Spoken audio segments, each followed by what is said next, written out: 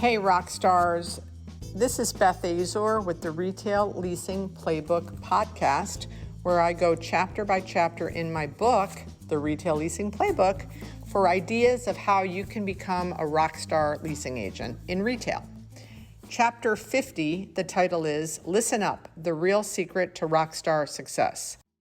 Anytime someone asks me what's the number one skill that you need to be a successful salesperson, I never waver. It's always be the best listener that you can be.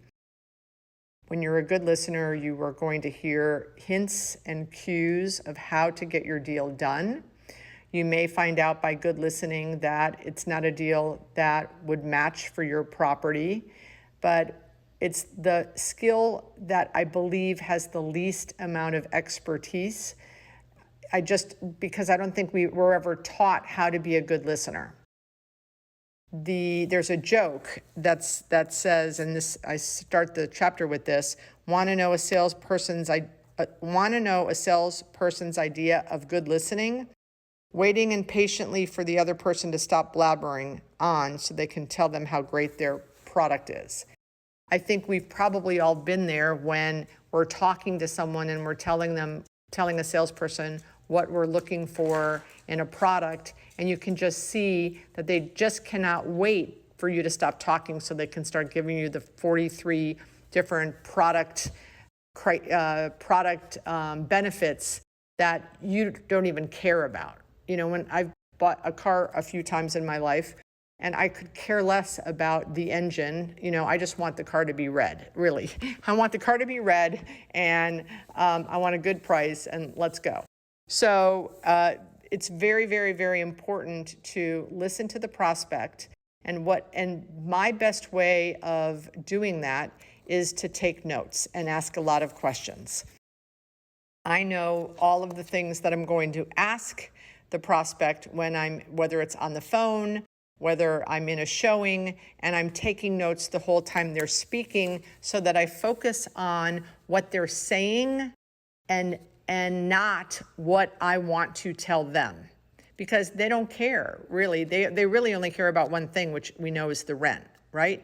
So the biggest tip that I've used forever, 36 years of doing this, is just having a list of questions that I want to get out of them. Do you have other locations? How long have you been in the other locations?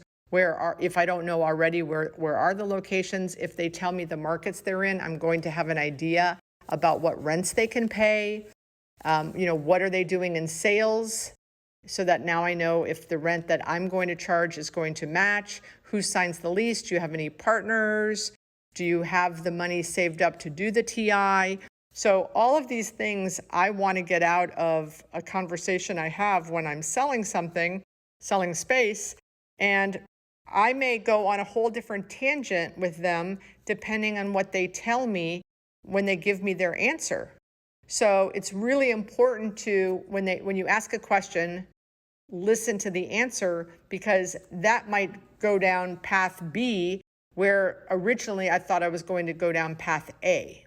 So chapter 51, the most important thing in a salesperson's cadre of skill sets, in my opinion, is good listening skills.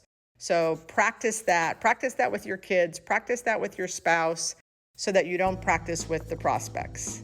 Have a great day. Thank you for listening to this week's podcast. I hope you learned a few nuggets to help increase occupancy and lower vacancy. See you next week, where we'll go over a few more chapters of my book, The Retail Leasing Playbook.